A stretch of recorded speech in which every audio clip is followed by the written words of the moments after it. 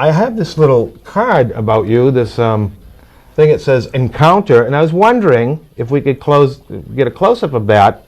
Where will this show be presented next, this Encounter here? If you could, Anil or Prerna, could you tell about that? So this particular card is for the performance we are doing at the Dance Complex, September 24th, 25th and October 1 and 2 at 8 p.m.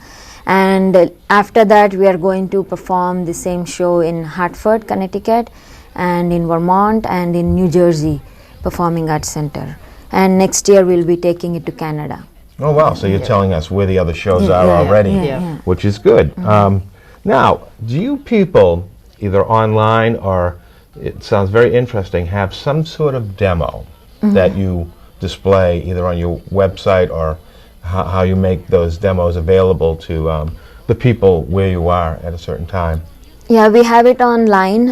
It's www.navarasa.org. That's NAVARASA.org.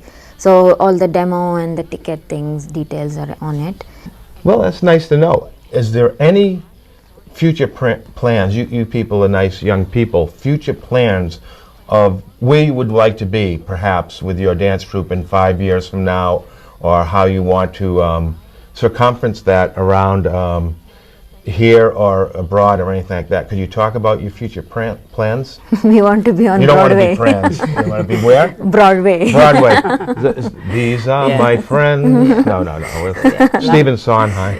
Last year we did a very big show in India. Yeah, we were in Germany last year performing for Franco Dragon's show. And then we perform in Canada very regularly with Tisri Dunya Theatre. And hopefully we'll take this show to Europe and also to India. And most of our shows we tour in the US, Canada and India. So we want to, expand the tour and perform more and, share the work with people. It's more about like connecting to the people rather than just, we make this production and then we just disappear,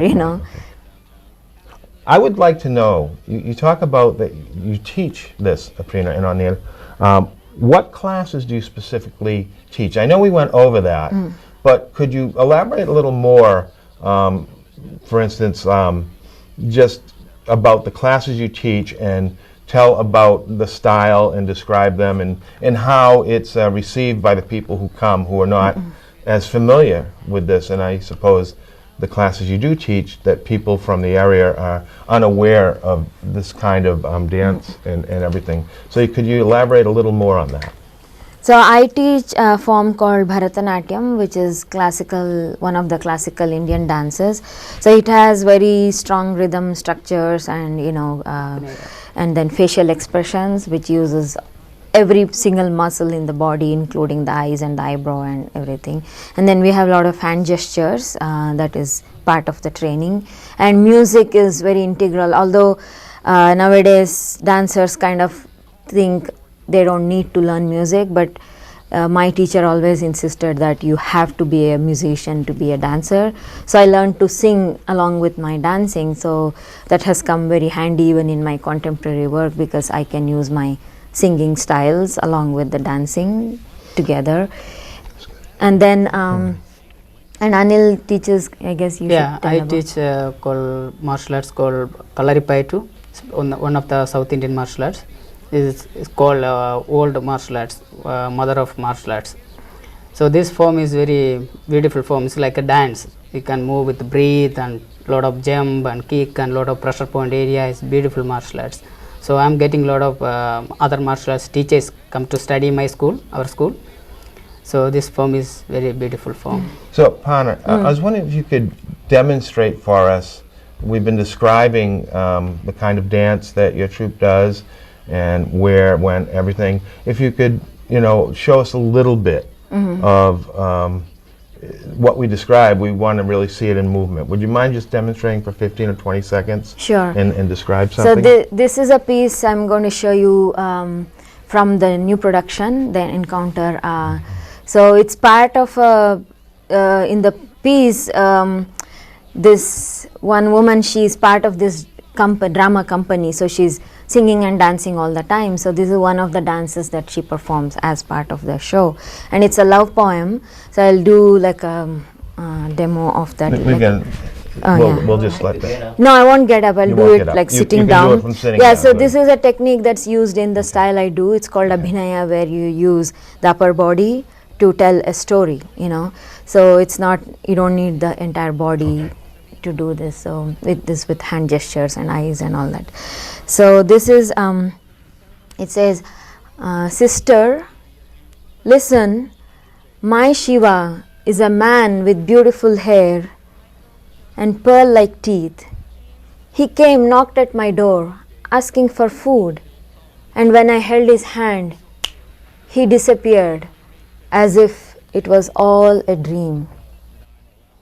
Akka kelauva nanonda kanasa kande, akka kelauva nanonda kanasa kande, ನಾನೊಂದ ಕನಸ ಕಂಡೆ ಅಕ್ಕ ಕೇಳವ್ವ ನಾನೊಂದ ಕನಸ ಕಂಡೆ ಚಿಕ್ಕ ಚಿಕ್ಕ ಜಡೆಗಳ ಸೂಲಿ ಪಲ್ಲ ಗೋರವನು ಚಿಕ್ಕ ಚಿಕ್ಕ ಜಡೆಗಳ ಸೂಲಿ ಪಲ್ಲ ಗೋರವನು.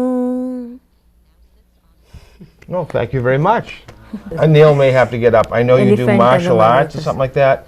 Yeah. If he can take off his mic a little bit, can you demonstrate some of what your dance would be like specifically? And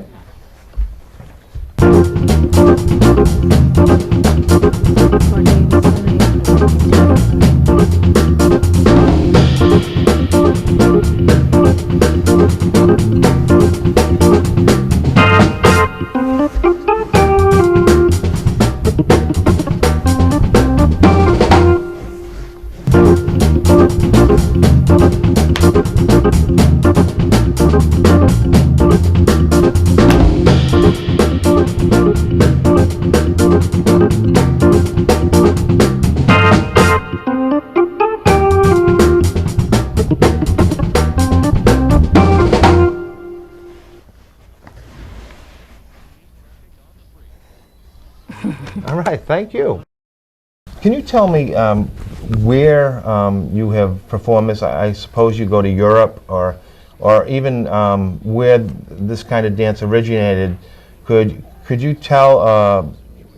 Have you ever performed out in Eastern countries and everything with your troupe, or just tell me in a year's travels where you generally go as a troupe? So in a year, every year is different. So next year, for example, we will be in Canada for some time doing this production, and then in India for sure. And I mean, Europe we don't know. We might go, we might not go. Nothing is confirmed. So. But I think next year we are planning to go Edinburgh Festival. Yeah, so that is in Europe. So we will be going to the Edinburgh Festival. So thank you. I forgot what. I like the movements and everything, and I like the idea of the hand gestures you did. It's almost, for us, you know, I know we have American Sign Language, but it's endearingly telling a story. I couldn't obviously tell, I don't know the language when he was singing it, but how you can, it's almost like a lullaby, what you did. That's what I would equate it with, you know. Could you explain again what that specific story you were demonstrating was about? I know you explained it. So that particular song is, the poem was written in 12th century by a woman named Akka Mahadevi. She is the first woman poet found in my language, which is called Kannada. So it's from the 12th century, and that time there was a big revolution in one of the states in South India, where a lot of people renounced the caste system, and they said this is all nonsense, we don't want to be, you know, tied down by these meaningless things like caste and gender and things like that, because God doesn't have any caste or gender or religion or anything. So anybody who prays to God that is the religion. So there is no name, or there is no It's kind of a reform idea. reform movement. So that time a lot of people from the lower caste started writing poems, and then women started writing very vigorously. So she was one of the very well known poets from that time, although she died very young. She was 26 when she died.